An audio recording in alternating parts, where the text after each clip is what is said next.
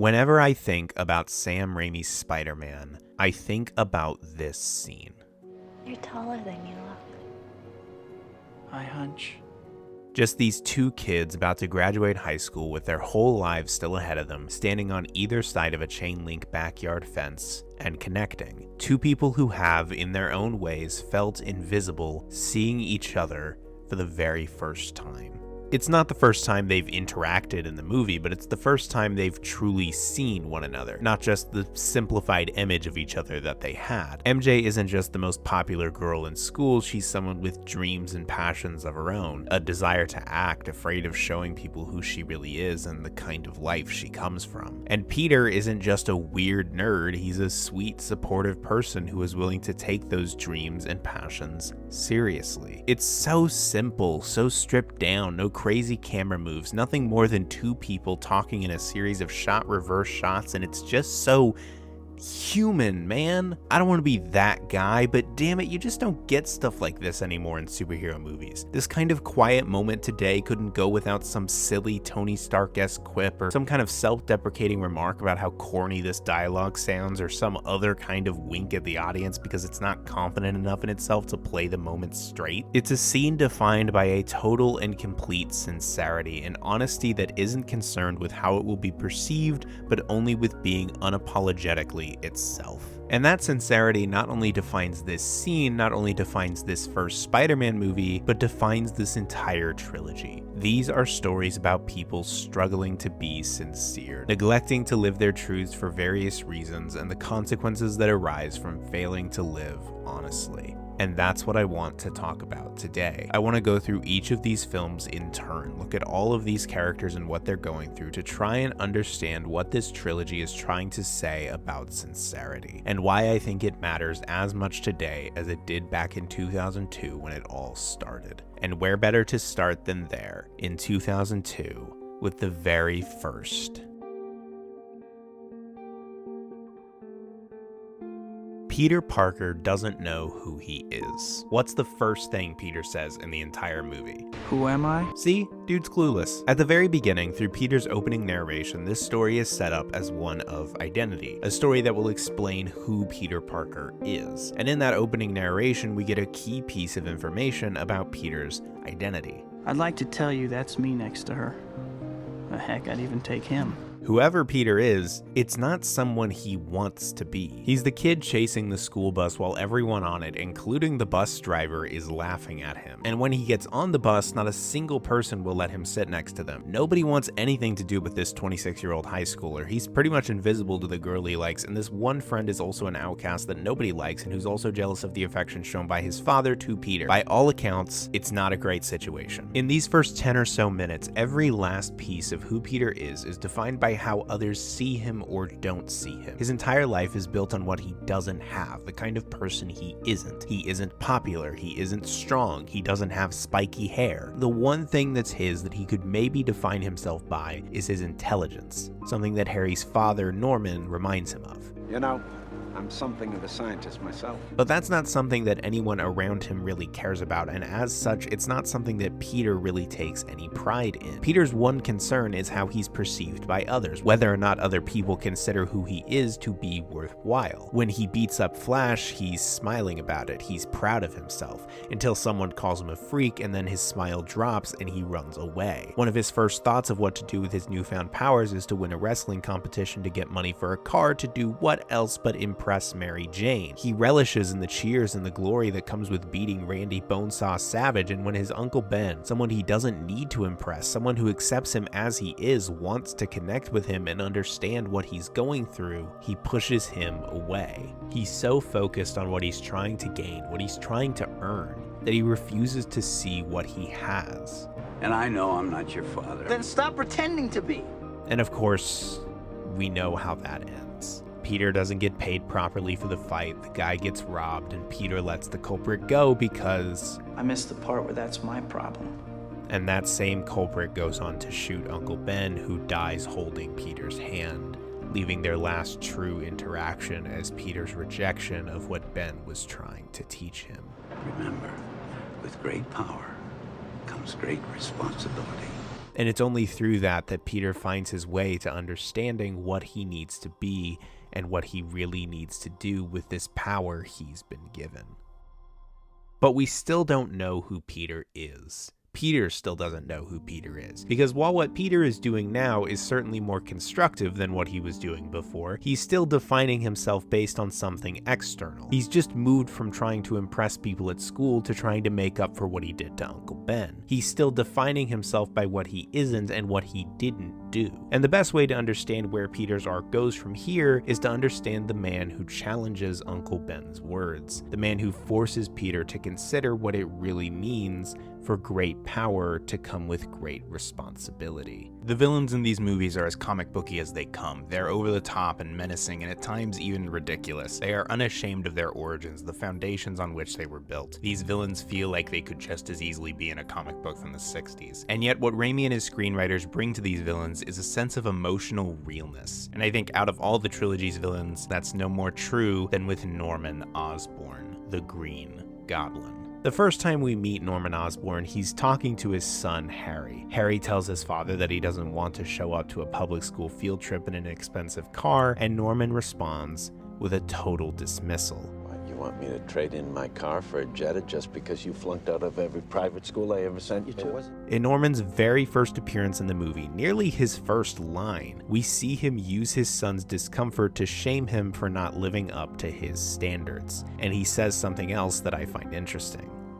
Don't ever be ashamed of who you are. I think the irony is clear, telling his son to be unashamed immediately after shaming him, refusing to listen to what Harry has to say, but still trying to play like he cares. And I think that sort of duality defines Norman as a character, most apparently in the way that he dresses up in a goblin suit and turns people into skeletons. Because the Green Goblin isn't an alternate personality. He's not a different version of Norman Osborn, but a different side of him. An aspect of him that Norman has pushed so far down that he can't even recognize it as himself. The Green Goblin is unmitigated anger, frustration, violence, and destruction aimed towards a world that's seeking now to tear him down. The very first thing he does as the Goblin is kill the scientist who wants to hold him back, endangering his entire business. He kills the soldiers who wanted to cut his funding. He kills the board members who want to fire him and sell the company as a direct result of his actions as the Goblin, I might add. Everything the Green Goblin does in the first half of this movie is a direct response to bad things happening to Norman Osborn, a response to everything he's done, everything he's sacrificed being in vain. You know how much I sacrificed? But when the Green Goblin first shows himself to Norman, Norman looks afraid of that reflection in the mirror, and the Goblin tells him what he's here for. To say what you won't, to do what you can't, to remove those in your way. The Green Goblin is something deep down inside of him, this desire to destroy those things he can't control, to make his sacrifices worthwhile, to prove that he lived his life exactly the way he was supposed to live it. He won't hear anything else, won't accept anything else. Just look at the way he treats his own son. He actively pulls Harry away from any kind of truth about his father by keeping him feeling lesser. He makes Harry feel like his love is all that's worth trying to earn by keeping his affection sparse and usually with a snide remark to undercut it. You made it. It's not the first time I've been proven wrong. And the one time Norman shows him any significant attention or love is only when Harry tells him he's right about Peter and MJ betraying him, that he was right about everything. Only when Harry gives himself totally over to his father does his father deign to hug him. It's textbook emotional manipulation and abuse. Norman uses love like a weapon in order to keep his son under his control, to always have somebody who will be behind him no matter what. Creep is my father, all right? If I'm lucky, I'll become half of what he is. This is what love looks like to Norman Osborn. Uncritical and unwavering devotion, proof that he did everything right, things that the rest of the world isn't giving him. He dedicated his entire life to his business, sacrificed his relationship with his son for it, sacrificed his moral integrity for it, and he was supposed to be rewarded for that. He was supposed to succeed as a reward for that kind of dedication. That's how life is supposed to work, and yet here his life is falling apart. And I think the Green Goblin isn't just Norman's vengeance towards those who would get in the way, as much as it's Norman's frustration with himself externalized towards these other people trying to push him out. He doesn't want the problem to be that he's wasted his life attaining something so fragile as wealth and power in society. He wants it to be these people who are ruining him, disallowing him of what he's owed, all he's earned. The Goblin's goal is to justify Norman's decisions, justify his selfishness and his cynicism, by proving not only that acting out of pure self-interest works in helping to get him what he wants, but that in the end, deep down, this is what everyone is really like. When put in the right circumstances, everyone is just as cynical and selfish as he is. He's the only one who knows the truth, which is why he chooses not to kill Spider-Man initially, but to try and pull him over to his side. He basically tells Spider-Man his entire philosophy, what he believes about people. But the one thing they love more than a hero is to see a hero fail, fall, die trying. In spite of everything you've done for them, eventually they will hate you. Why bother?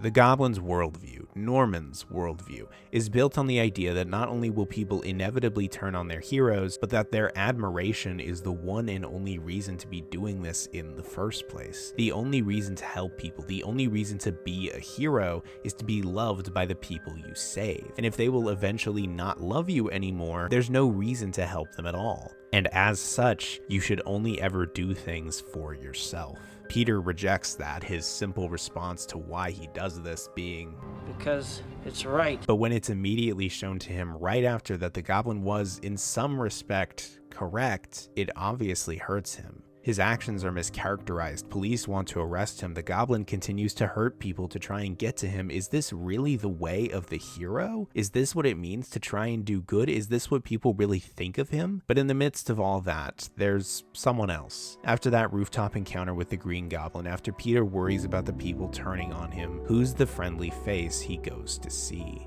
I was in the neighborhood.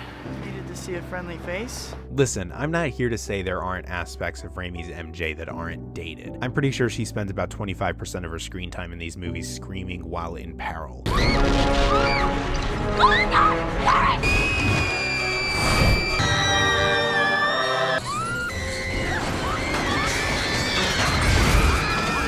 But let me not be the first to say that there's a lot more to the character than that. MJ's actually going through something very similar to Peter. She's just as concerned with how others perceive her, just as concerned with how she acts, how she looks, whether or not she's filling the correct role in someone else's life rather than trying to understand herself and what she really wants. It's kind of fitting that she wants to act on stage because that's all life has been for her, a stage where she says the lines she's been given. But there's a simple thing that happens in this wonderful scene I've already mentioned in the backyard that sets her down a new path.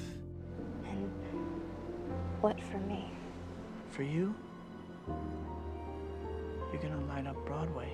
I think something clicks here, something real. There's something about Kirsten Dunst's expression, like she's almost about to cry. No one's told her anything like that before. No one's ever truly seen her like that before. Perhaps because she's never allowed herself to be seen for fear of judgment and ridicule. Even with Peter later in the movie when she's working at a diner having not gotten anywhere with acting, she tries to lie out of shame. Not only is she just generally ashamed of her own failure, but I think she's also scared of showing Peter that he was wrong. Perhaps even considers Peter's affection to have been dependent on her succeeding at following those dreams.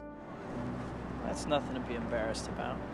And when she tells him not to tell Harry because he'll think it's low, no doubt influenced by Norman's obsession with status, Peter tells her that it isn't. That having a job is nothing to be ashamed about. And in these two scenes, Peter shows her that not only is she worthy of love as an aspiring actress, but also as a waitress at some greasy diner. She has nothing to be ashamed of, no part of her that's worth being hidden away. And that kind of acceptance starts to rub off on her, starts to show her the worth that she always had. After almost every scene between Peter and MJ, we get another scene where MJ is shown to be growing away from that concern for what others think of her. After the backyard scene, the next time we see MJ, she's dumping spiky-haired jerk Flash Thompson. After the scene at the diner, we get a scene where Harry is disappointed that she isn't catering herself to his father's standards, and she's willing to say, Well, maybe he'll be impressed no matter what. After the scene following MJ's failed audition, we get the Thanksgiving scene where Norman has this awful thing to say about her. Your mother was beautiful, too. They're all beautiful. Until they're snarling after your trust fund like a pack of ravening wolves. The MJ at the beginning of the movie probably would have just taken that. It's not like anyone ever treated her any different. It's not like she'd been given a reason for why she shouldn't be treated that way. But now she has. Thanks for sticking up for me, Harry. You heard?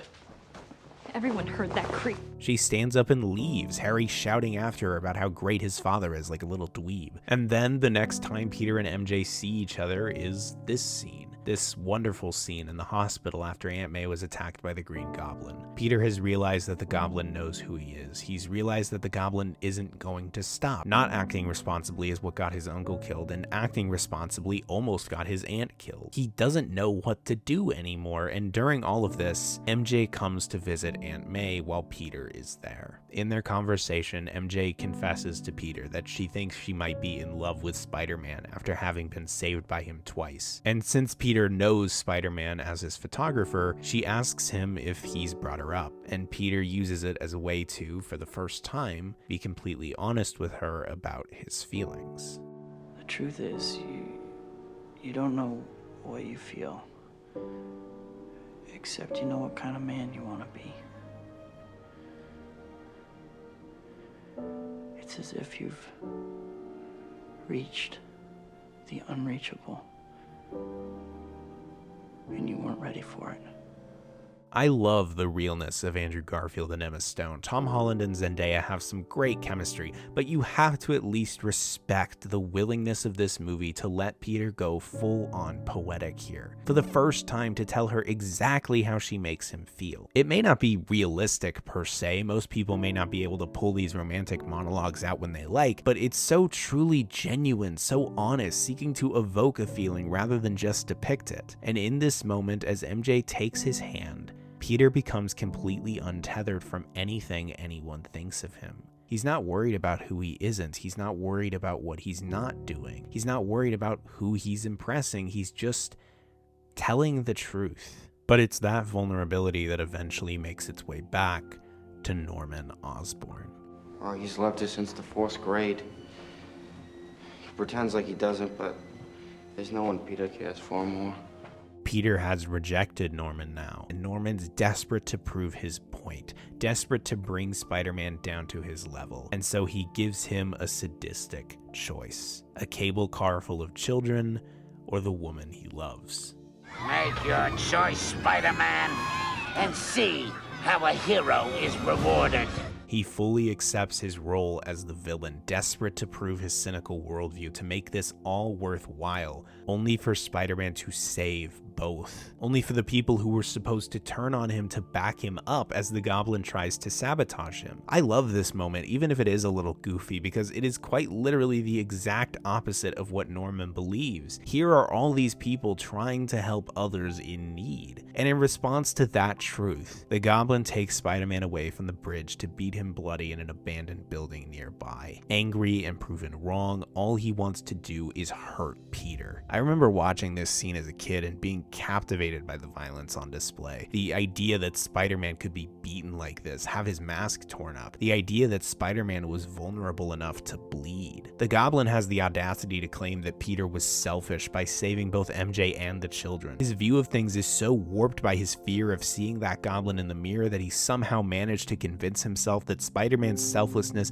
isn't selfless because it makes him mad enough to hurt someone else. He's constantly moving the goalposts, unwilling to engage with the truth on any level, the truth that he has prioritized all the wrong things, wasted his relationship with his son for the sake of power, all because if he accepts the truth, he will have to accept the consequences of denying it. And when Peter gets the upper hand, pushed by the Goblin's threats of hurting MJ, he is given the chance to accept his own consequences. Norman, in a last-ditch effort to beat Peter, reveals his identity to him. He plays it like the Goblin is an entirely separate entity, like a demon that's possessed him, an identity with no basis in Norman himself. He talks about how he would never hurt Peter, At the beginning, he was the one who complimented Peter's intelligence, tried to make him feel special as he's done throughout this movie. And here he's speaking to Peter's ego, trying to make him feel special, telling him how he always knew that Peter would be the one to save him. He stretches out his arms, telling him that he's been a father to him and asking Peter to be like a son, using love like a weapon the same way he used it against Harry. And Peter says this: I have a father. His name was Ben Parker.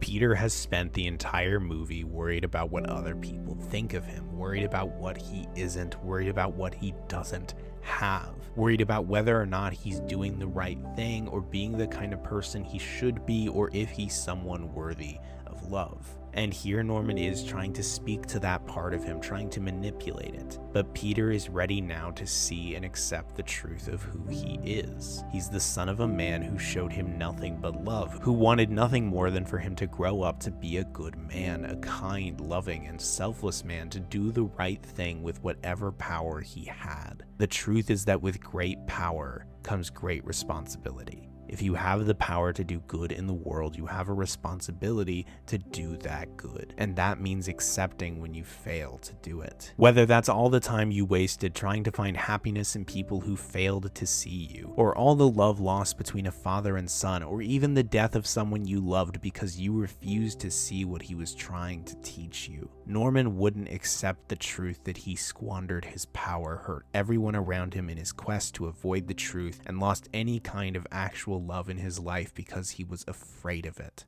And that refusal is what kills him. Even in death, he doesn't want his son to know how he failed him. At the end of the movie, we're left with 3 characters, all with different truths. Harry tragically doesn't know the truth. All Harry could find in the way of identity was his father's abusive idea of love, and Norman's influence follows him even after his death, his one and only goal now being to find and kill Spider-Man, unaware of the truth of who his father really was or who he really is without him. Harry's identity will forever be tied to his father. I swear on my father's grave, Spider-Man will pay.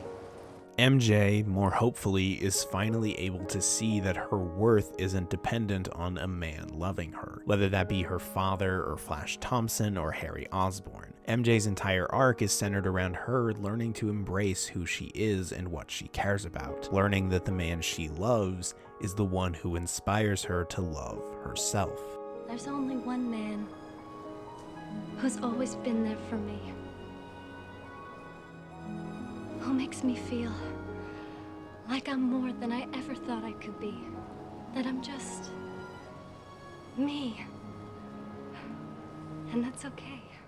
And Peter has learned to define himself not by what he doesn't have, but by what he does, to focus not on the elusive daydreams of what could be, but on the realities of what is, to embrace the love that's shown to him now, unearned, rather than chase it elsewhere. In the end, he rejects Mary Jane because he knows that being with her will only put her in danger. He wanted nothing more at the beginning of this movie than to be with Mary Jane, and at the end, he is given the opportunity and doesn't take it. He'll always be her friend, but his identity doesn't hinge on being with her anymore, because who he is isn't defined by that. Only a friend?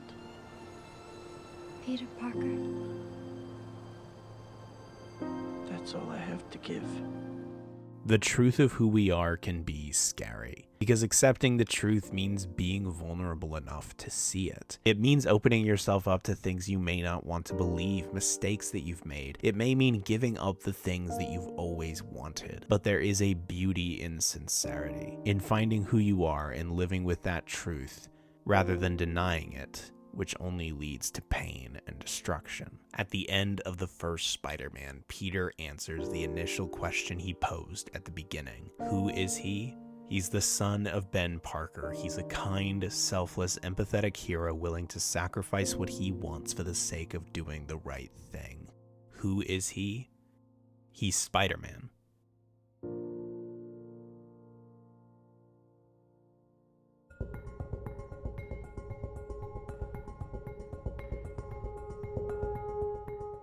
Spider-Man 2 opens with a similar opening monologue from Peter. I'm Spider-Man, given a job to do. And I'm Peter Parker, and I too have a job. Much like how the opening monologue of the first film clearly established it as one of identity, this clearly establishes this film as one of duality. Peter knows who he is now, but the problem is that he's two separate people. He's Spider-Man, but he's also Peter Parker. It's arguably the idea that is most central to the character, the struggle to live two lives, two separate but interconnected truths. He is both Spider-Man, the selfless superhero, and Peter Parker, the college student who can't ever make it to class on time, who can't be with the woman he loves even though she loves him back, whose primary source of income is helping the Daily Bugle slander his name. It is not. I resent that. Slander is spoken. In print, it's libel.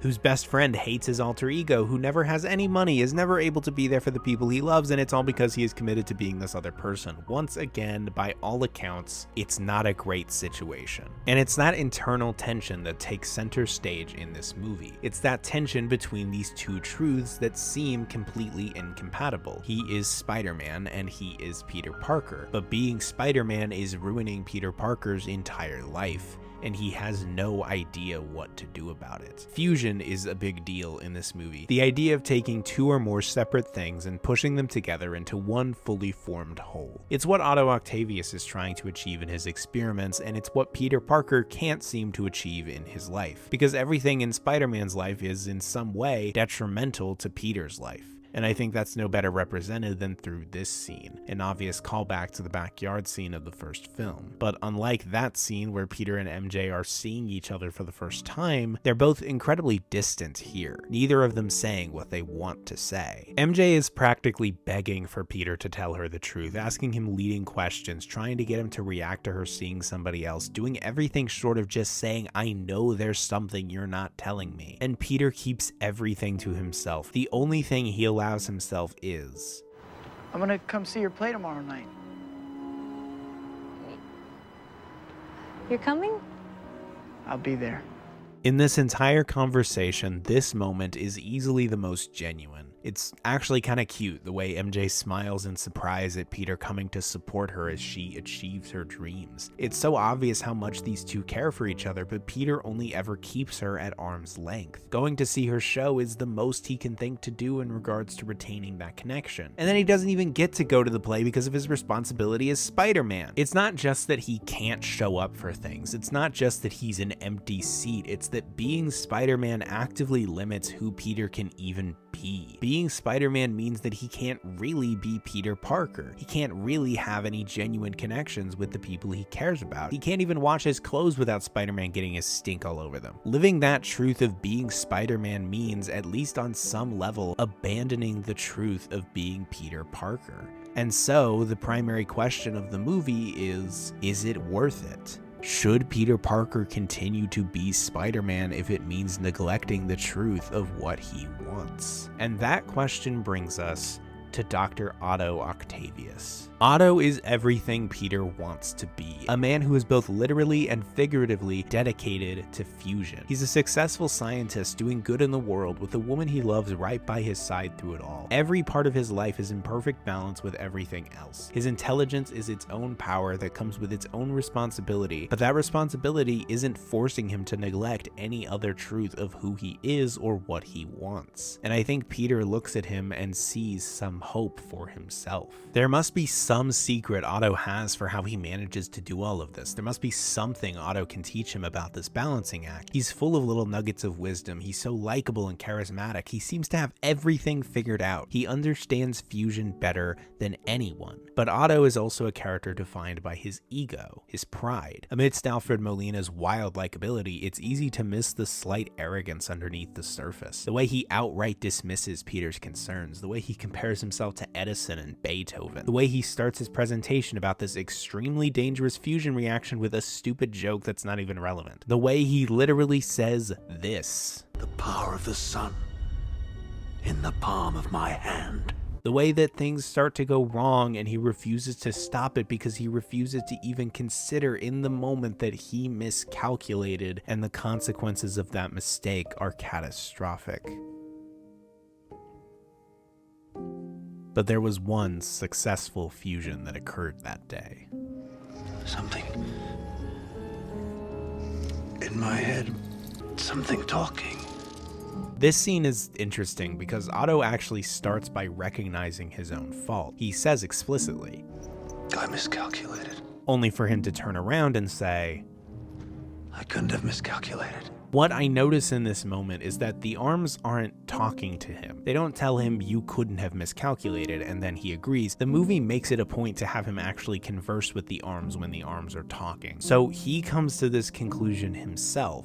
The arms just guided him there. Just like Peter, Otto has two sides, two halves of himself. The devoted scientist who wants to change the world and the prideful man who wants nothing less than the power of the sun in the palm of his hand. And now the prideful man is the only part of himself with anything left to salvage. And the only voices around to influence him are the ones who want him to go down this path. So that prideful man with no regard for how his actions may affect others becomes Otto's entire self, abandoning his truth as Otto Octavius and embracing his truth as Doc Ock. Even this man dedicated to fusion couldn't hold it all together. And Otto isn't the only one in the movie going through this kind of transformation, completely abandoning entire parts of themselves. Harry Osborn, now trying to inhabit the role of businessman, a role his father would have been proud of, lost a lot of money when Otto failed, and as a result of that failure, Harry completely abandons that ambition in order to focus solely on getting revenge on Spider-Man. And MJ, tired of Peter's empty promises after being let down by him again and again, chooses to abandon her love for him and get married to John Jameson. And then there's Peter himself. He's on the verge of losing everything he cares about because of Spider-Man in the same way that Otto's arrogance lost him everything. Even Spider-Man is losing his powers because of Peter, because Peter doesn't want to be Spider-Man anymore, and if he keeps going on like this, torn between these two parts of himself, if he doesn't choose, he's not going to have anything at all. So he chooses. No, Uncle Ben. I'm just Peter Parker. I'm Spider-Man. No more. Remember back to the end of the first movie. I have a father. His name was Ben Parker. To have this internal decision framed as rejecting his uncle not only works in him rejecting the great responsibility mantra, but also in rejecting the idea of himself he had at the end of the first movie. That initial question this film asks, was it worth it to embrace this identity as Spider-Man, is seemingly answered here by Peter. No more. And then we get the best montage in cinematic history. Raindrops keep falling on my head. Bathos can be used intentionally, and by God, it is used intentionally here. The MCU could never. It is such an immediate transition from that somber, dimly lit, dramatic scene to something so bright and lighthearted. Like Peter has finally figured it out. This is all he needed to do. He can watch cop cars pass and just take a bite of his hot dog and ignore it. He can do well in his college classes. He can work on his bike. Everything is perfect. Almost too perfect.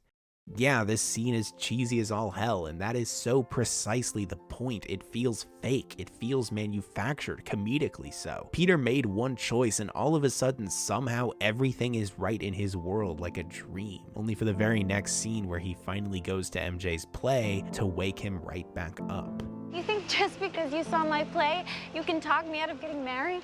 Peter thinks that he can just flip a switch, choose a side, and suddenly everything will right itself towards what he desires. He thinks that because he made this choice in his life, everyone else's life must follow suit, and yet MJ tells him here that that's not how this works. She's getting married in a church, not a hilltop like Peter imagined, because her life isn't subject to the whims of his imagination. No one's is. You are different. There's some part of Peter that isn't there anymore. Perhaps even the part of him that MJ fell in love with.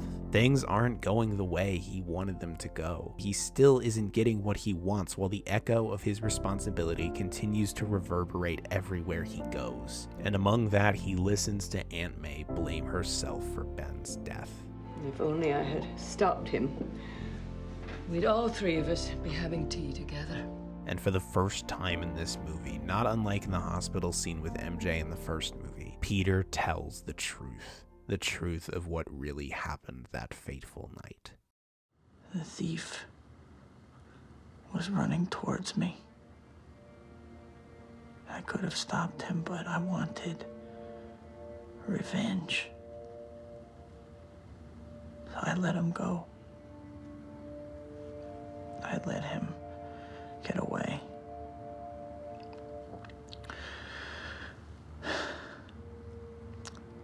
He wanted a car. He tried to take Uncle Ben's. Uncle Ben said no. And then he shot him. Uncle Ben was killed that night for being the only one who did the right thing. Peter tries to take May's hand, but she pulls it away soundlessly and leaves Peter alone in one of my favorite shots in the trilogy. All the empty space in the frame accentuating the sense of loneliness and silence as Peter's confession dissipates into the air. Unlike his decision to reject Uncle Ben, this doesn't give him any immediate pleasure. In fact, this confession, this sharing of the truth, seems to be a mistake. Just another wrong choice and just another part of Peter's life falling apart that he doesn't know what to do about. And then he comes across a building on fire, a young child trapped inside, and without his powers, in a moment of impulse, he runs in and he does save them, only to learn that some poor soul got trapped on the 4th floor. Never made it out. Peter made his choice, but now he just has a whole new set of problems. He can't help people the way he wants to because he doesn't have his powers. He can't be with Mary Jane because he's no longer the person she fell in love with before. And that leaves him questioning the same way he has been for the entire movie. Am I not supposed to have what I want? What I need? What am I supposed to do? Haven't we all been in a place like this before emotionally? Especially at this age, as an adult for the first time, trying to figure out how to make all this work, only for every decision you make to come with new problems for you to deal with. I can't tell you how many times I have asked myself, what am I supposed to do? And as though in response to that question, Would you like a piece of chocolate cake? it's a very small moment, a small act of kindness from an incredibly minor character. So minor, I haven't even mentioned her up until this point. Her name is Ursula, by the way. But this is a critical moment in Peter's arc, a moment where, in response to that question, the universe doesn't give him an answer, but a piece of chocolate cake. A moment of kindness and simplicity when everything feels out of reach. A small instance of joy and comfort completely and utterly divorced from Peter's actions and decisions. This isn't something Ursula does because Peter asked her to, or in response to anything Peter did to her or for her. She just does it because that's the kind of person she is. And following that, Peter talks to May again as she's moving out of the house she's losing. And Peter tries to say something about his confession. I can only imagine he wants to do some kind of damage control, only for May to surprise him with this. You made a brave move in telling me the truth, and I'm proud of you. Sharing the truth was hard, both for Peter to say and for Aunt May to hear, but in that difficulty, they both found something greater, something more. That weight is lifted and the two of them can move on together without that between them anymore. Sharing the truth didn't damage their bond, it strengthened it. Even if it wasn't immediate, even if it took some time. This will last much, much longer than Peter's joy before when he rejected a part of his true self. And with that lesson fresh in mind, the little boy helping May pack, Henry Jackson, wonders where Spider-Man has gone. You'll never guess who he wants to be. Spider-Man. Why? Peter was Spider-Man, and it ruined his life. That's why he stopped. Why would a kid want to grow up to be that? Everybody loves a hero. People line up for him, cheer them, scream their names, and years later they'll tell how they stood in the rain for hours just to get a glimpse of the one who taught him to hold on a second longer. I believe there's a hero in all of us. The truth of it is this. There is a hero in Peter Parker. Not because of his powers, not because he wears a mask, but because he's a human being. He's a human being like Ursula is a human being. Ursula is the one who taught him in that moment of kindness to hold on a second longer. And a second longer was all it took to know that Aunt May still loved him in spite of the truth, and because he was willing to share that truth and be sincere. Spider-Man isn't a hero because of his powers. Spider-Man is a hero because of the humanity of Peter Parker. Spider-Man isn't a hero because he had the superhuman strength to stop a train. He was a hero because he was willing to put everything on the line to stop it. He did that without the mask on. He did that not as Spider-Man, but as Peter Benjamin Parker. That's why I think this set piece has become so iconic. Sure, it's pretty much perfectly shot, choreographed, and edited, but that's what makes it a great set piece. What makes it iconic is what it means. The sacrifice of it that embodies Peter's entire arc, the willingness of Peter to potentially sacrifice his own life in order to save all these people he doesn't even know. It's Peter's willingness to not give up, not quit, but to hold on a second longer. And everyone sees who Spider-Man really is without the mask.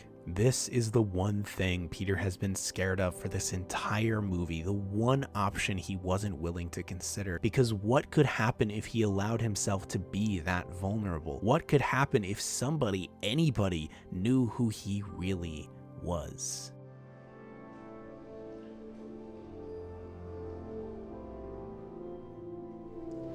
We won't tell nobody. There is nothing, not a single moment in any other Spider-Man movie, hell, maybe even in any other superhero movie at all, that makes me feel the way that this moment makes me feel. And in this moment, the movie answers its initial question for real this time. Yes, it was worth it. And this is the reason why. Because rejecting the truth, rejecting a part of yourself only creates different problems. You can't escape having to deal with these kinds of things, these tough conversations, or not being able to have what you want. But recognizing that you cannot be only half of yourself, recognizing that you cannot live a life of hidden truths, will equip you to face those problems unashamed. And Peter takes that lesson to his final encounter with Otto and uses it to reach him. He pulls off his mask, shows Otto who he really is as he tries to connect with him honestly, to use the truth of who he is to bring Otto back. You once spoke to me about intelligence, that it was a gift to be used for the good of mankind. A privilege. And he uses the words of Aunt May to show him that he can still do the right thing. Sometimes, to do what's right, we have to be steady and give up the thing we want the most, even our dreams. And with those words, Otto makes the decision to accept what he's done wrong and sacrifice his dream and himself for the sake of doing the right thing. And Peter turns around, MJ standing there seeing him without the mask, open and vulnerable. After it's all over, they get to talk for the first time in this movie completely openly, no secrets, just sincerity. I will always be Spider-Man. You and I can never be. But MJ still has to share her truth, still has to embrace the part of herself that she rejected. It's wrong that we should only be half alive, half of ourselves. I love you. So here I am, standing in your doorway. I've always been standing in your doorway. Spider-Man 2 is a film about sharing your truth.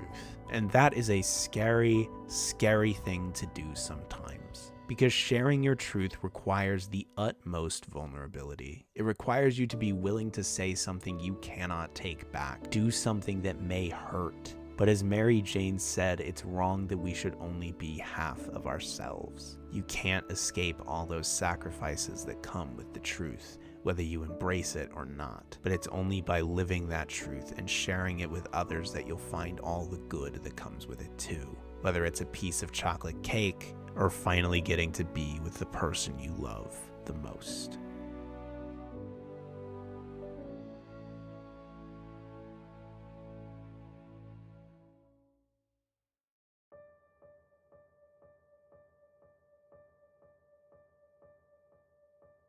It's not even a hot take anymore to say that I like Spider-Man 3. It's a lukewarm take at most. I don't know a lot of people who still vehemently hate this movie like they did back in 2007. I think Spider-Man 3 was the first time in my life I had seen a response like that to a movie. I was about 9 or 10 in 2007, and I remember watching the Hizzy parody and all the reviews and all the people lambasting this movie as a sin against nature. It was rough, and as a little child that couldn't think for himself, I kind of just went along with it. I thought this movie sucked because I thought that's what I was supposed to think. But now I think this movie still has the exact same spirit that the other two movies had. It still has the same level of emotional intelligence and empathy that the other two movies had. It is still a movie about sincerity. There was just something that complicated it and turned it into a huge mess. A script that felt like its main purpose was to just make room, but we'll get to that later. Right now, I want to start where we started with the other two, the opening monologue from Peter. And surprisingly, the opening monologue doesn't really give us a conflict like the other two did. The third movie's opening monologue is mostly just a list of things that are going right for Peter. Back then, nothing seemed to go right for me. Now, people really like me. For the first time in his life, Peter doesn't really have any complaints. He's at the top of his class, he's dating MJ, who is herself a successful actress on Broadway, and the city loves Spider-Man. His friendship with Harry is kind of on the rocks now that he knows Peter is Spider-Man, but that honestly doesn't seem to bother him all that much. The point is that almost everything is going Peter's way right now. After everything that he's gone through in the past two movies, things are finally looking up. Or at least that is until Harry takes a big old gulp of gobby juice, tries to kill Peter, gets bonked on the head in what actually looks like a pretty nasty fall, and loses all memory of everything important. And while this is very obviously just a means of getting Harry out of the way until they need him in the plot again, it does give us our first look at what this movie is actually about. It feels like somehow I've been gone for a really long time. Now I'm back home. It's good to have you back. What is the one bad part of Peter's life at the moment? Harry, his best friend, hates him because his idea of the truth is different from Peter's. And now, here's a very convenient way to just make that problem disappear, to make that version of the truth irrelevant. And right after this, we see him dealing with another problem popping up in his life. MJ comes to his door, a broken door that Peter has to actively open up in order to let others in, and she tells him about how the critics are skewering her in the papers. And what's his response? Listen, you are great. That's a critic. This is something you're gonna have to get used to.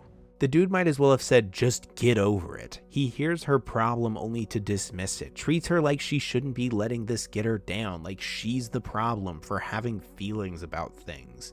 I look at these words, and it's like my father wrote them.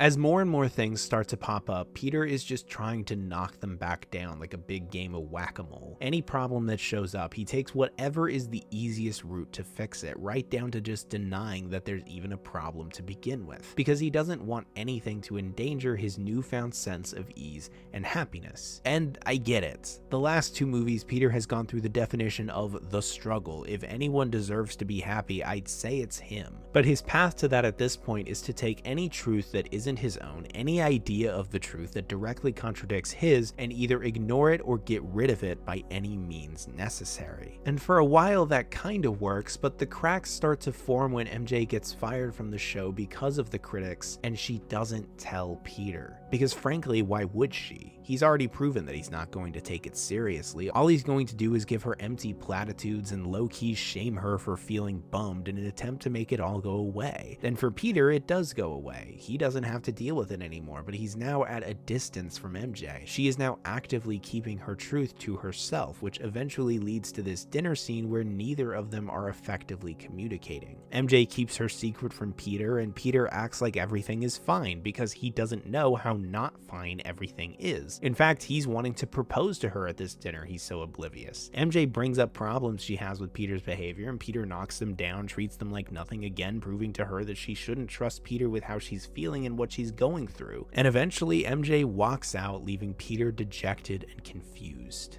Peter spent the entire first movie finding his truth. He spent the second movie learning to share that truth with others. And now, in the third movie, while he's completely comfortable with his own truths, he doesn't know how to engage with others' truths, especially those ones that don't line up with his own. All he has room for is... They love me. Everybody loves him now, and that means everything is as it should be, right? It turns out that even after everything Peter went through in the first movie, the lesson he learned, when he's given a crowd of people cheering him on, it still becomes all that matters to him. And when people want to criticize him or call him out, he doesn't know what else to do but treat them like they're the problem. And all of this comes to a head when Peter learns about Flint Marko, the Sandman. Just after his botched proposal, Peter and his Aunt May get called down to the police station to be told the man they thought killed Uncle Ben didn't. It was actually a man named Flint Marko who just recently escaped from prison and who escaped from Spider-Man's grasp only the day before. Still confused and upset about what happened with MJ, Flint Marko becomes a man that Peter can pin all of his current frustrations on. He imagines what must have happened, a man with angry eyes violently pulling Ben from his car and throwing him to the ground, shooting him in cold blood just because he wanted to. In this version of events, it doesn't even seem like Flint wanted the car, he just wanted to hurt Uncle Ben, to hurt Peter. Peter, in his frustration, starts to become angry, bitter, closed off, standing in his apartment listening to police scanners, waiting for the chance to find this guy. MJ comes to his door and he opens it for her again, but he does so with reluctance this time. And MJ really tries to connect with him, really tries to communicate. She is genuinely worried about him, and all Peter does is get angry with her, defensive. He pushes her away. I want to be here for you. Okay. I get it. Thank you. But I'm fine. I don't need your help. And MJ leaves through that broken door. Everybody needs help sometimes, Peter. Peter returns his attention to the police scanner, gets into costume, waits for something, anything, any sign of this man who killed his uncle. He falls asleep, and something, sensing the hatred and the darkness inside of him, begins to attach itself to him. And now I have to talk about the symbiote. We all know the story by this point. Avi Arad goes to Sam Raimi, who has no intention of doing the symbiote, has no interest in doing the symbiote, not a thought in his head about it, and tells him, "You're being selfish. You have to give the fans what they want." And so Raimi had to shoehorn in a major plot element, an entire storyline, into a movie he was already well into making. And it is, in my opinion, the entire reason Spider-Man 3 gets tripped up. Not just because it adds a whole other plotline into a movie that was already dealing with a lot, but also because it really messes with the narrative structure that helped make the first two movies so clean and tightly plotted. The first two movies each had three main plots: MJ and Peter, Harry and Peter, and Spider-Man and the villain. The story is made through how each of these three plots intersect and come into conflict with one another, all ultimately facilitating a Peter versus self narrative. A story of Peter having to come to terms with his own flaws, recognize his own shortcomings, and become a better hero by movie's end. That story is weaved throughout the other three plot lines, each one adding their own necessary elements. But what the symbiote does is externalize that Peter versus self story, and thus needs time to be fleshed out on its own, while leaving the other three plots at an unfortunate distance they are constantly struggling to bridge. Adding this plotline into this pre-existing structure was always going to be a mess, because this structure isn't suited to that kind of storyline. It isn't conducive to that manner of storytelling that Raimi and his screenwriters had used to such great effect previously. This is why I think Spider-Man 3 has become kind of the poster child for the negative effects of studio and executive interference, because it is proof that executives don't fucking know or care about this shit. Avi Arad wasn't thinking about the goddamn story structure, he was thinking about how they could sell twice as many Spider-Man action figures if he had two different suits in the movie. But with that being said, I think Sam Raimi, Ivan Raimi, and Alvin Sargent took this mandate and really tried to incorporate it as best they could into the story they wanted to tell. And it worked pretty okay, all things considered. The black suit is armor, the suit is power, the suit is, at first, representative of everything Peter feels is slipping away from him. Security and safety from not just physical wounds, but emotional ones as well. The very first thing he does with the black suit is hunt down Marko, and he seeks to hurt him. This fight scene in the underground is probably one of my favorites in the trilogy for its sheer brutality, showing exactly what Peter is willing to do with this new power in the middle of his descent. The hits here are harder than they usually are. The black suit theme and all its pounding dread is loud in your ears. Sure, the final fight in Spider-Man 1 was pretty bloody and brutal in its simplicity, but this is way farther than I think anyone would let Spider-Man go today. And at the end, Peter kills Flint Marko. Of course, he doesn't actually, the script just needed to make some more room, but Peter certainly thinks he did. Good riddance. This is where Peter's path is leading him, in his desire to avoid any problems, deny any other ideas of the truth that may challenge his own. This is what Peter is becoming, a violent, angry, and literally murderous person. There's only so much you can do to keep these problems down until eventually you just have to start beating them down. And Peter sees that almost immediately. He notices how he's changing in his reflection, and just like with Norman, that part of himself scares him. He throws the black suit back into its trunk as soon as he gets back home, and Aunt May further puts him in his place by telling him that she isn't happy Spider-Man killed Marko. Uncle Ben meant the world to us, but he wouldn't want us living 1 second with revenge in our hearts. He even manages to apologize to Mr. Ditkovich for saying, "You'll get your rent when you fix this damn door!" I'm really sorry for what happened earlier. I shouldn't have yelled about that door. It was nothing to be angry about. It almost seems like Peter is on his way back from the edge. He went to an extreme, immediately regretted it, and he's starting to realize that maybe he's on the wrong path. Maybe he needs to change something. But the thing is, you don't go as far as Peter did without feeling any real consequences. Harry, remember me. I haven't talked about Harry a whole lot because in the other 2 movies, while Harry played important roles and had character arcs of his own, those arcs didn't really affect Peter's all that much. In the first one, he gave us a lot of information about Norman and MJ, but he didn't give us all that much information about Peter. And in the second one, his role was more just getting Peter to certain places at certain times. It's only in Spider-Man 3 where Harry's arc meaningfully impacts Peter's. And in a less crowded movie, I think this could have genuinely been the best thing about it, exploring the confusion and doubt of someone who has never been allowed to see the truth of things, finally being forced to face it, grappling with the emotional abuse he suffered at the hands of his father and the lies he was told by his best friend, in the end forging his own path and making his own decision about who he wants to be, good or bad.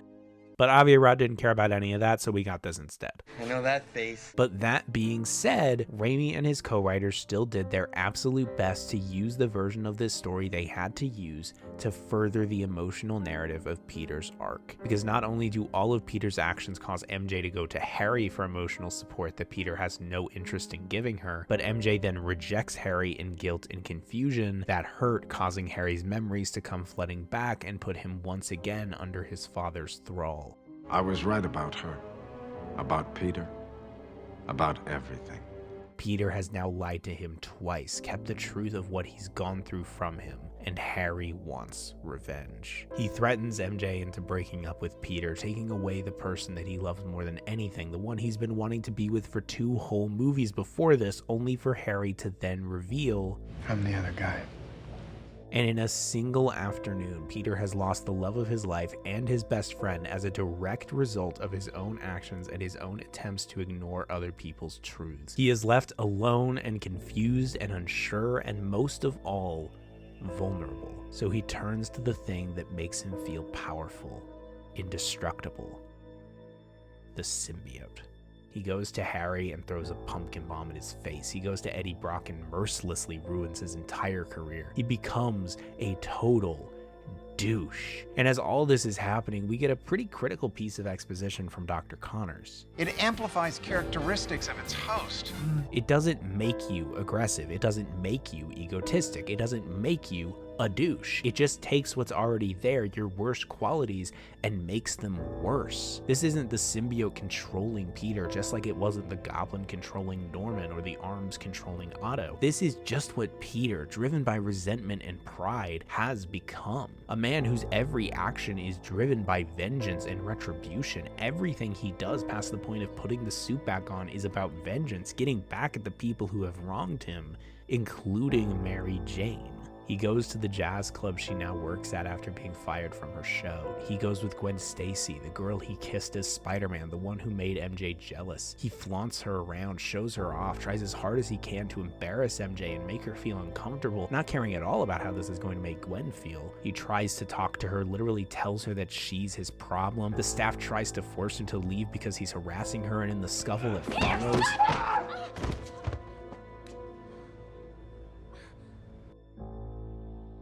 immediately his face shifts. Seeing MJ on the ground where he put her makes something click. He's scared again, scared of what he just did, who he just hurt.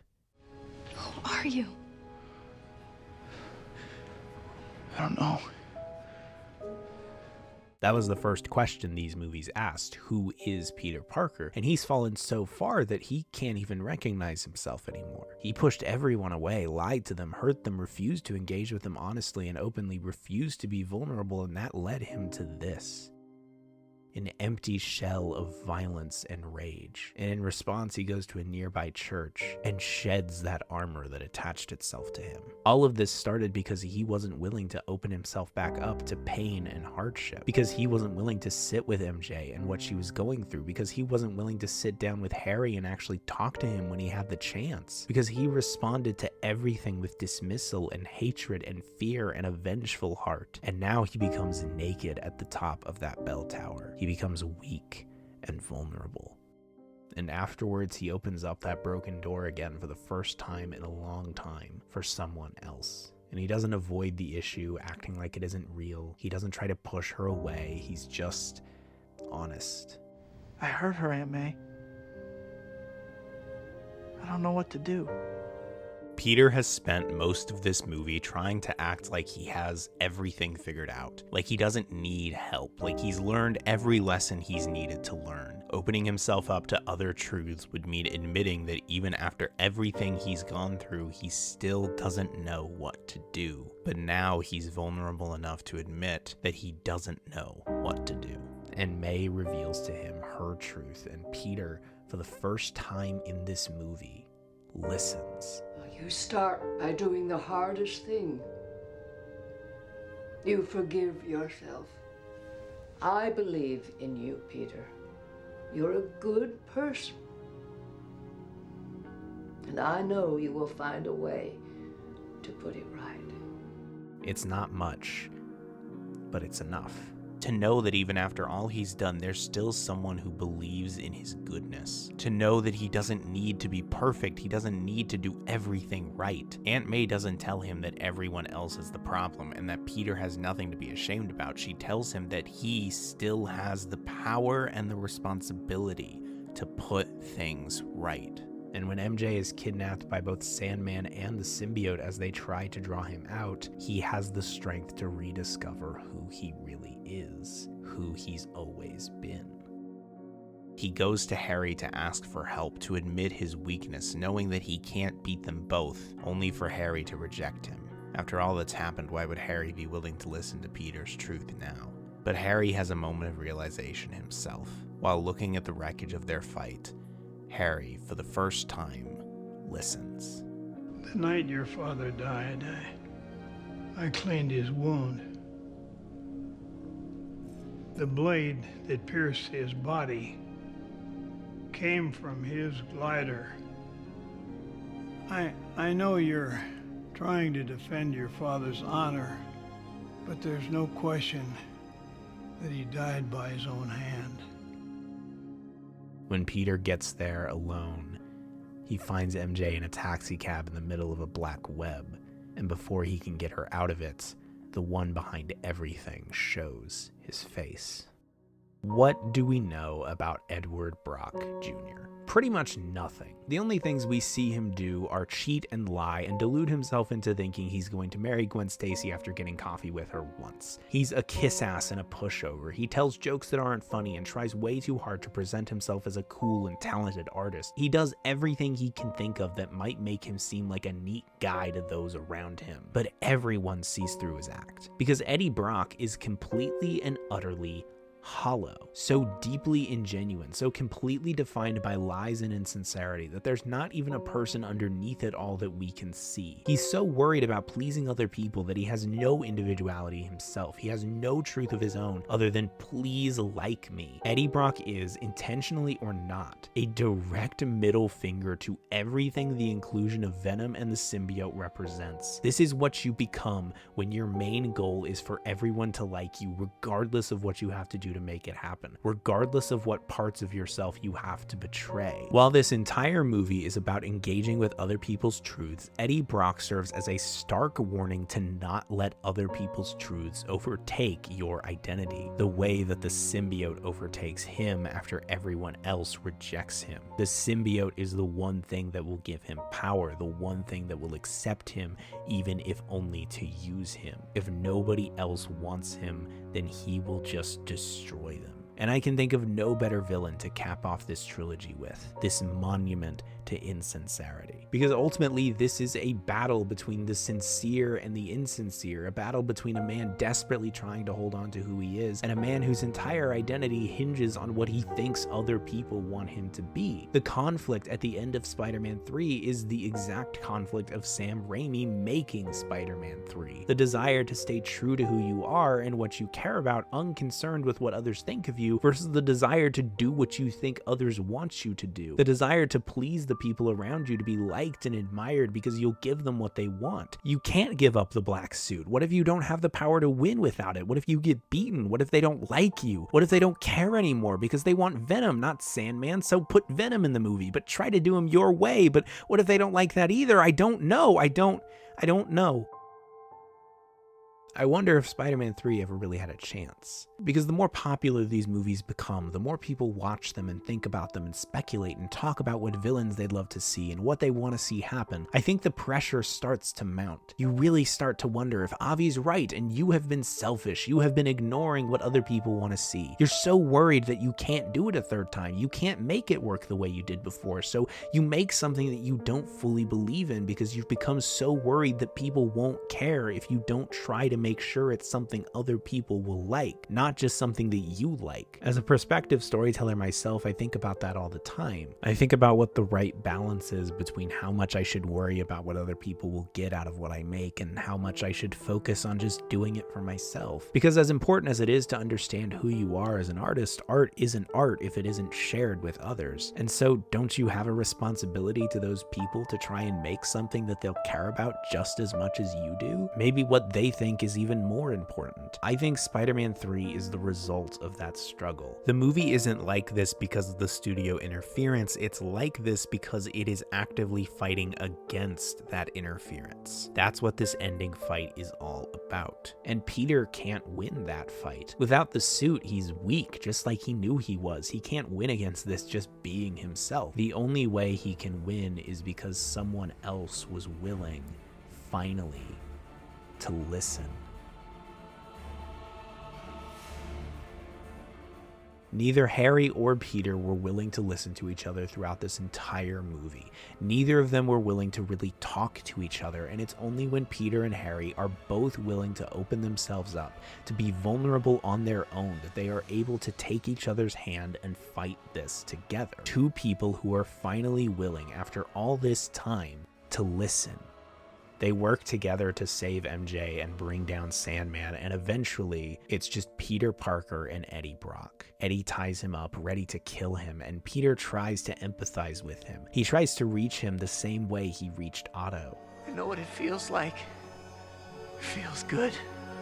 The power, everything. But you'll lose yourself. I like being bad.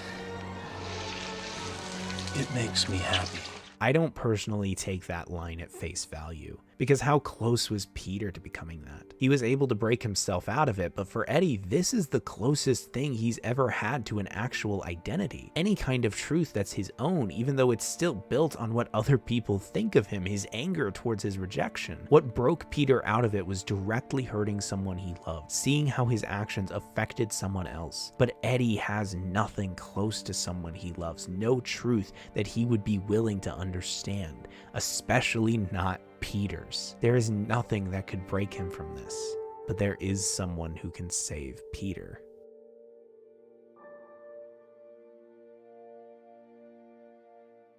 Harry does what his father would never have done. He listened to the truth, accepted it, and sacrificed himself for the sake of saving someone he cared about. In the end, Harry does get to choose his own path.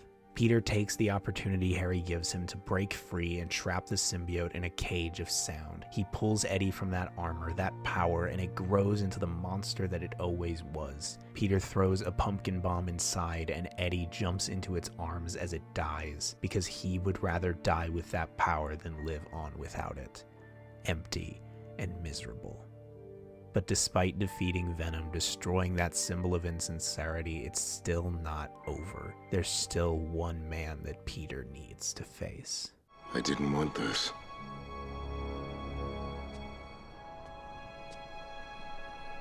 But I had no choice. Flint Marko. He has been the object of Peter's hatred this entire movie, the thing he has focused all his frustration and resentment on. And yet here Marko is being vulnerable. My daughter was dying. I needed money. I was scared. We see what really happened that night. It wasn't a man with angry eyes who just wanted to hurt somebody. It was a scared man who shot Uncle Ben on accident. I'm not asking you to forgive me. I just want you to understand. And that's what Spider-Man 3 is all about. That's what this trilogy is all about. The struggle to understand. The struggle to understand who we are. The struggle to understand that it's safe to share that truth with others. And the struggle to understand that everyone has a truth beyond our own. Peter was afraid to be vulnerable, afraid to open up his truth to scrutiny, afraid to lose the happiness he felt like he'd earned. And that led him down a path of darkness and selfishness and pain where he lost all sense of the truth entirely. But when he shed that armor, allowed himself to be vulnerable and weak, allowed himself to hear and listen, he finally has the strength to say, I forgive you. He finally has the strength to say he was wrong. I should never have hurt you. Said those things. And Harry, who's finally allowed himself to see the truth of things, tells him, None of that matters, Peter. You're my friend.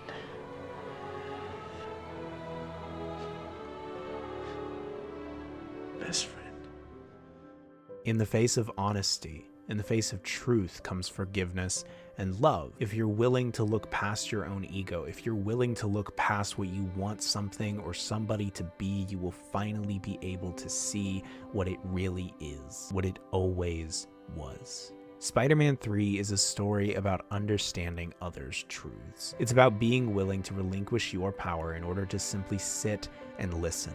It's about trying to meet people where they are rather than demanding that they be where you think they should be. Spider-Man 3 is a flawed movie, an absolute mess of a thing that, in my opinion, does not hold up to its predecessors on the whole. But when I was finally willing to sit down and listen to what it had to say, I found a movie that had something I needed to hear. Spread love, not hate. And spreading love doesn't mean being positive all the time. It doesn't mean liking every piece of media that you watch. It doesn't mean never criticize anything or anyone. It doesn't even mean liking Spider-Man 3. Spreading love means being understanding and empathetic. It means not immediately dismissing anything that doesn't fit your mold of what it should be. It means understanding that your truth isn't the only truth.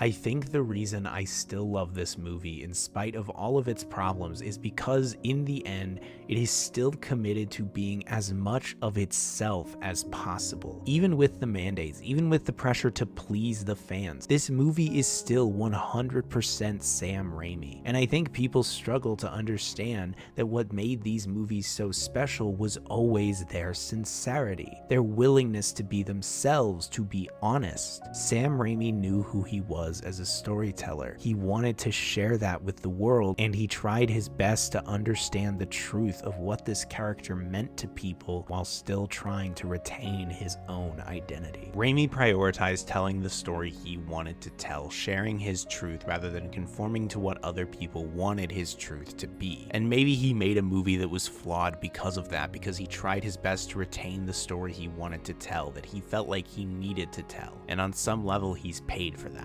He not only has listened to people lambast him for making this movie, but he himself has called Spider-Man 3 awful because by the end, he didn't believe in it. I imagine it's one of his greatest artistic regrets, and maybe one day he'll be able to find the strength to forgive himself for it. But for now, I still respect and love Spider-Man 3 in spite of that, because I think it stands as a testament to the resilience of artistry in the face of those who view art as nothing more than a product. I still love Spider-Man 3 because even if Raimi didn't fully believe in it, it still remains sincere. Sam Raimi was sincere, and I think that's all you can ask an artist to be.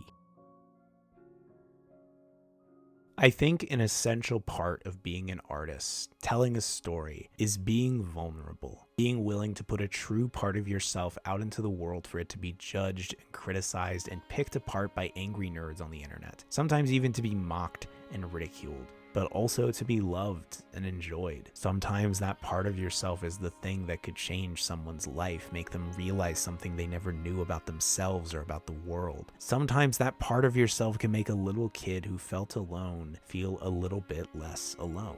Spider-Man taught me that it was okay to be vulnerable, that it was okay to bleed, that it was okay, even vital, to be sincere. Spider-Man taught me that sharing myself with others, sharing my art with others, can be scary, but that it can never be worse than only being half of myself. Spider-Man taught me that there were truths other than my own, and that the only path to fulfillment and peace is to listen and understand.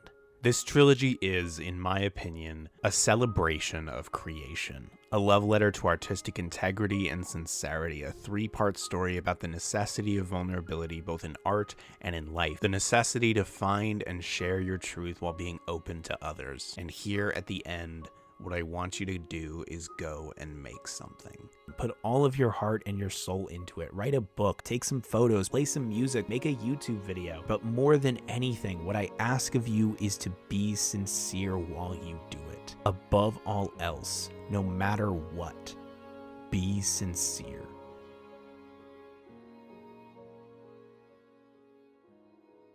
I wish we could have gotten to see Sam Raimi's Spider-Man 4, but I really can't think of a better ending to this trilogy than this one. Peter walks in, sees MJ singing on the stage. MJ sees him and he holds out his hand to her. She takes it, stepping down to meet him, and they look at each other. And there's so much in that connection, so much that both of them have been through, so many lessons they've learned, and whether we get to see them or not, so many lessons they'll have to learn. But for now, they're here together. Just these two kids who have been through so much, two people who have in their own ways felt invisible, seeing each other for the very first time.